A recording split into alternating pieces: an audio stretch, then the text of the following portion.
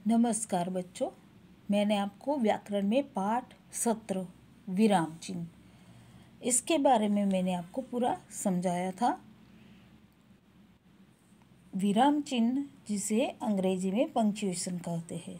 तो बच्चों मैंने आपको इसके बारे में बताया था कि विराम चिन्ह यानी क्या। तो अभी आप इसे अच्छी तरह से समझ गए होंगे कि विराम चिन्ह यानी कि लिखते समय विराम को दिखाने या बताने के लिए जिन चिन्हों का हम प्रयोग करते हैं उन्हें विराम चिन्ह कहते हैं। तो बच्चों अभी आप ये अच्छी तरह से समझ गए होंगे। मैंने आपको यहाँ पर प्रमुख विराम चिन्हों के बारे में भी बताया था। फिर से और एक बार बताने जा रही हूँ, इसे आप ध्यान से सुनिए। पेज नंबर 87 पर जैसे कि मैंने आपको यहाँ पर बताया था कि प्रमुख विराम चिन्ह है, एक तो है पूर्ण विराम चिन्ह जो इस प्रकार होता है खड़ी लाइन, और यह वाक्य के पूर्ण या समाप्त होने पर उसके अंत में लगाया जाता है। दूसरा विराम चिन्ह है, यह है अल्प विराम चिन्ह जो इस प्रकार होता है उसका चिन्ह, और यह जो चिन्ह है इसे वाक्य के बीच में थोड़ा रुकने के लिए लगाया जाता है, यानी कि यह जो चिन्ह है वह हमें वाक्य के बीच में रुकने का संकेत देते हैं। तीसरा जो विराम चिन्ह है जो आप यहाँ पर देख सकते हैं इसे कहते हैं प्रश्नवाचक चिन्ह। इसे प्रश्न करते समय वाक्य के अंत में लगाया जाता है। जब कभी प्रश्न पूछते हैं तब उसके अंत में यह चिन्ह लगाया जाता है, इसे कहते हैं प्रश्नवाचक चिन्ह। तो बच्चों यहाँ पर ये मैंने आपको पूरी जानकारी दी थी, उसके उदाहरण भी मैंने आपको समझाए थे, और मैंने आपको यह सारे चिन्ह के बारे में भी बता दिया है। पूर्ण विराम चिन्ह, अल्प विराम चिन्ह, प्रश्नवाचक चिन्ह। अभी हम आगे बढ़ते हैं। जो जानकारी मैंने आपको दे दी थी फिर से एक बार बता रही हूँ। चौथा है विस्मयादि बोधक चिन्ह जो इस प्रकार होता है, आप यहाँ पर देख सकते हैं, और यह जो चिन्ह है यह हमारे भाव दर्शाते हैं।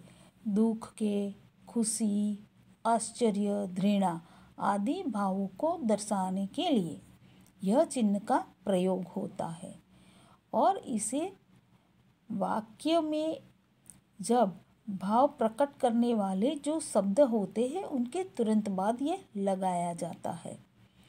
जो आप यहाँ पर उदाहरण में भी देख सकते हैं कि जो भाव को प्रकट करने वाला जो शब्द है उसके तुरंत बाद यहाँ पर चिन्ह लगाया गया है, इसे कहते हैं विस्मयादि बोधक चिन्ह।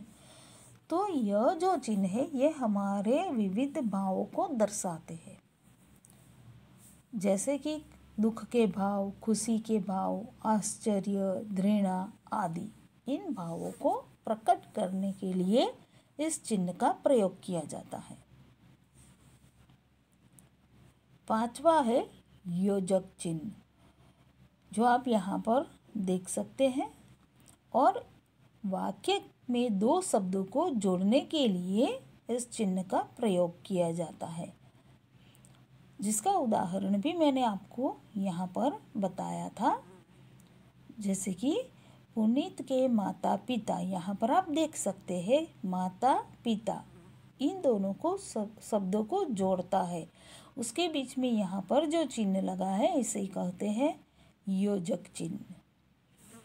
तो बच्चों ये जानकारी मैंने आपको पहले वीडियो में दे दी थी, तो आप अच्छी तरह से इसे समझ गए होंगे।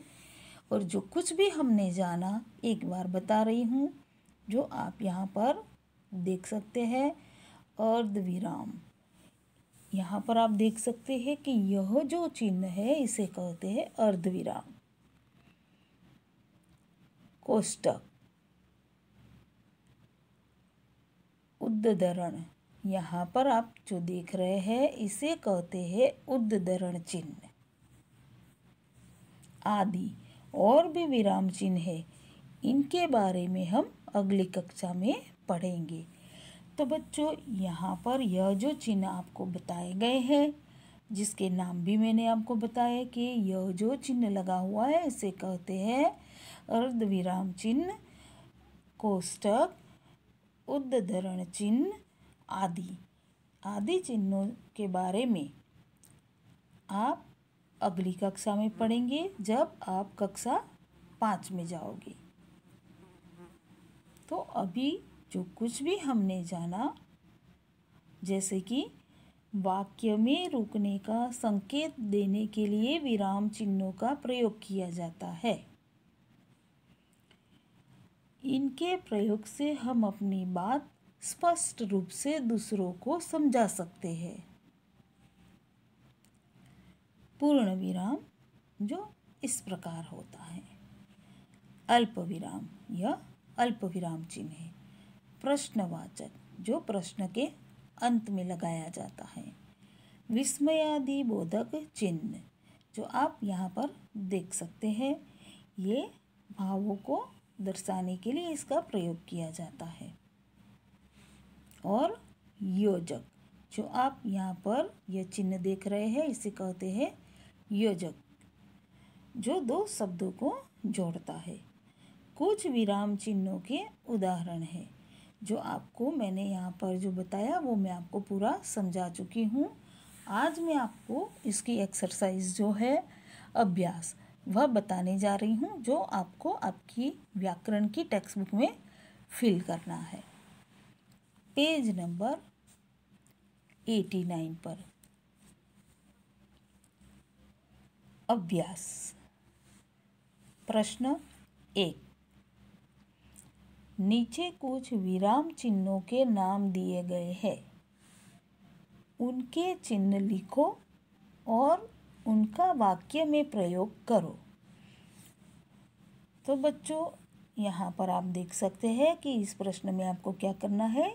यहाँ पर विराम चिन्हों के नाम दिए गए हैं, तो आपको इसके सामने उसके चिन्ह लिखने हैं। यह चिन्ह जो है किस तरह से होते हैं और इसका वाक्य में प्रयोग करना है, जो मैं अभी आपको बता रही हूँ। तो सबसे पहला है, आप यहाँ पर देख सकते हैं पूर्ण विराम। उसका चिन्ह इस तरह से होता है, जो आपको यहाँ पर ब्रैकेट में करना है, खड़ी लाइन। अभी इसका हम वाक्य में प्रयोग करेंगे। मैं मोरबी में रहती हूँ। तो यहाँ पर वाक्य समाप्त हुआ और उसके अंत में यहाँ पर जो चिन्ह मैंने लगाया है इसे कहते हैं पूर्ण विराम चिन्ह, जो वाक्य के अंत में लगाया जाता है। अभी हम आगे बढ़ते हैं। नंबर 2 ख, प्रश्नवाचक।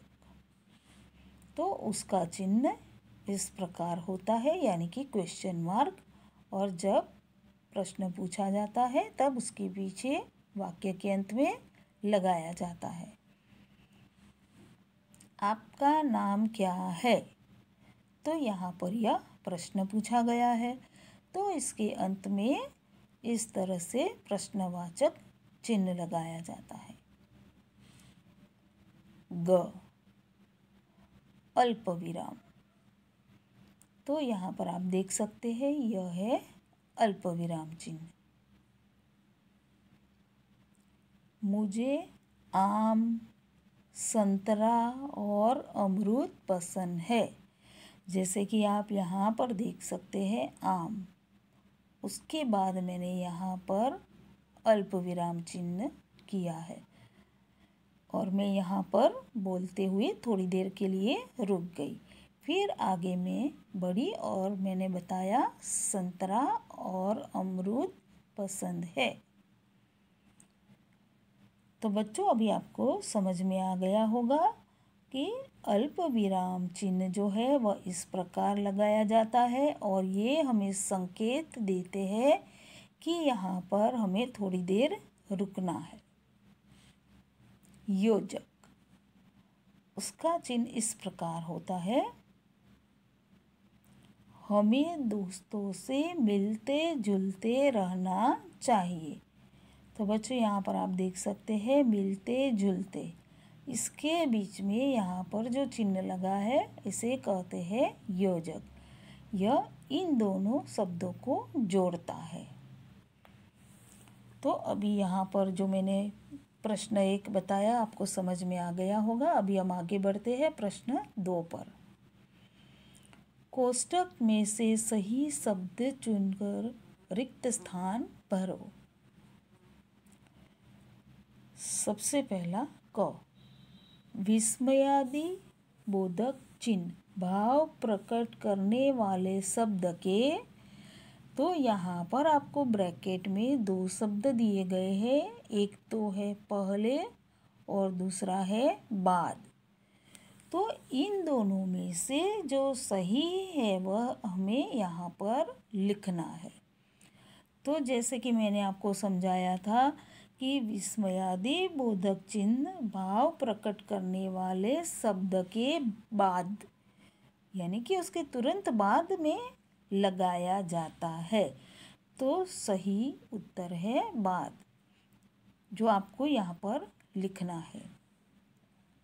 ख, योजक चिन्ह 2 शब्दों को, यहाँ पर आपको दिया गया है जोड़ने और दूसरा शब्द है तोड़ने। तो योजक चिन्ह जो है वह 2 शब्द जोड़ने के लिए उसका उपयोग किया जाता है। तो यहाँ पर सही शब्द है वह है जोड़ने। योजक चिन्ह 2 शब्दों को जोड़ने के लिए लगता है। ग, पूर्ण विराम व प्रश्नवाचक चिन्ह वाक्य के, यहाँ पर 2 शब्द दिए गए हैं। एक तो है अंत में और दूसरा है पहले। तो इन दोनों में जो सही है वह शब्द है अंत में, क्योंकि पूर्ण विराम चिन्ह और प्रश्नवाचक चिन्ह यह दोनों वाक्य के अंत में लगते हैं। तो यहाँ पर लिखना है अंत में। घ, अल्प विराम, थोड़ा रुकने, दूसरा शब्द है वाक्य समाप्ति। तो बच्चों ये भी मैंने समझा दिया था कि अल्प विराम चिन्ह जो है वह हमें क्या संकेत देते हैं, थोड़ा रुकने के लिए संकेत देते हैं।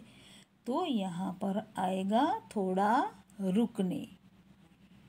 अल्प विराम थोड़ा रुकने का संकेत देता है। तो बच्चों अभी आपको यहाँ पर यह जो प्रश्न 2 है वह भी समझ में आ गया होगा। अभी हम आगे बढ़ते हैं प्रश्न 3 पर। निम्नलिखित वाक्यों में उचित विराम चिन्ह लगाओ। यहाँ पर आपको कुछ वाक्य दिए गए हैं। इन वाक्यों में आपको उचित विराम चिन्ह लगाना है। सबसे पहला हम देखते हैं क, आप किस कक्षा में पढ़ती है।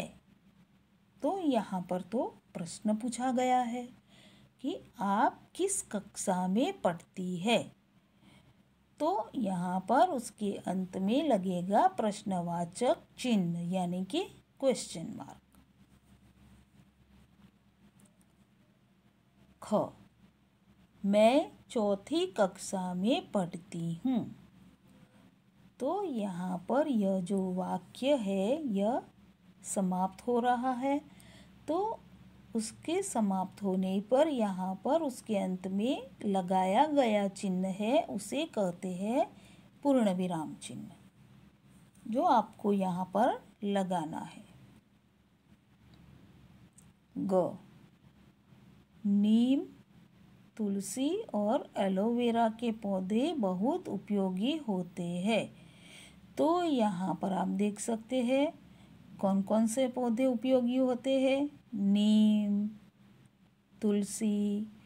तो आपको नीम के बाद यहाँ पर अल्प विराम चिन्ह लगाना है। फिर यहाँ पर आप देख सकते हैं आगे का जो वाक्य है, नीम, तुलसी और एलोवेरा के पौधे बहुत उपयोगी होते हैं। तो यहाँ पर वाक्य की समाप्ति पर इस प्रकार आपको पूर्ण विराम चिन्ह लगाना है। घ, हंसते हंसते हम सब लोटपोट हो गए।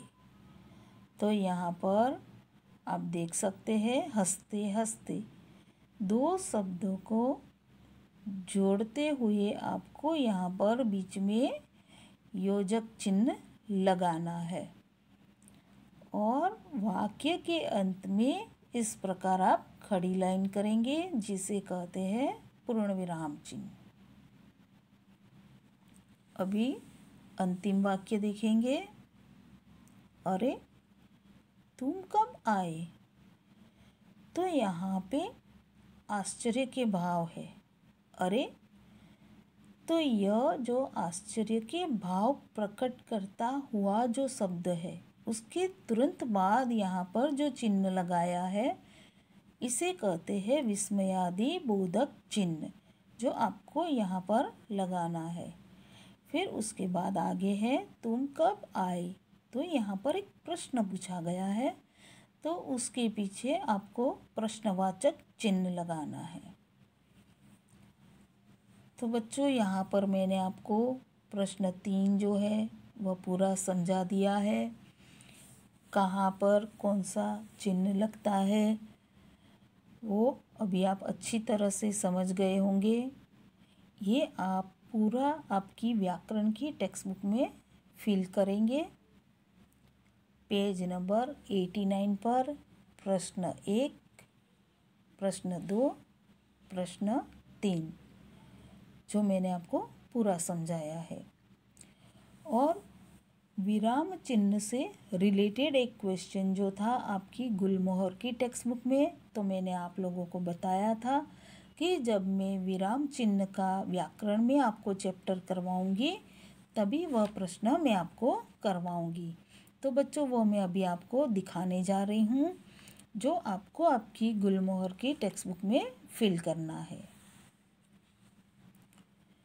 तो बच्चों यहाँ पर आप देख सकते हैं आपकी गुलमोहर की टेक्स्ट बुक में चैप्टर 12 पाठ 12 जो है उसमें आप देख सकते हैं पेज नंबर 91 पर मैंने आपको यहाँ तक पूरा करवा दिया था। पेज नंबर 91 पर प्रश्न 3 तक हमारा हो चुका था। प्रश्न 4, निम्नलिखित वाक्यों में उचित विराम चिन्ह का प्रयोग कीजिए। तो बच्चों मैंने आपको व्याकरण में पूरा पाठ समझा दिया है, तो भी यह जो प्रश्न है वो आप समझ ही गए होंगे कि किस तरह से करना है। तो मैं आपको अभी जो बता रही हूँ इसे ध्यान से सुनिए। और ये आप आपकी गुलमोहर की टेक्स्ट बुक में पाठ 12 पेज नंबर 91 पर क्वेश्चन नंबर 4 जो है वह पूरा करेंगे। क, परंतु तब मेरा रंग रूप ऐसा नहीं था। उसके बाद यहाँ पर आपको लगाना है अल्प विराम चिन्ह। जैसा मैं आज दिखाई देता हूँ, इस वाक्य के अंत में आप लगाएंगे पूर्ण विराम चिन्ह। ख, जे चार्ल्स ने हाइड्रोजन गैस की खोज की। यहाँ पर आप देख सकते हैं अल्प विराम चिन्ह। फिर से एक बार पढ़कर बता रही हूँ। जे चार्ल्स ने हाइड्रोजन गैस की खोज की। उसके बाद आपको लगाना है अल्प विराम चिन्ह जो हवा से हल्की थी। और यहाँ पर वाक्य के अंत में आप लगाएंगे पूर्ण विराम चिन्ह। अभी हम आगे बढ़ते हैं पेज नंबर 92 पर।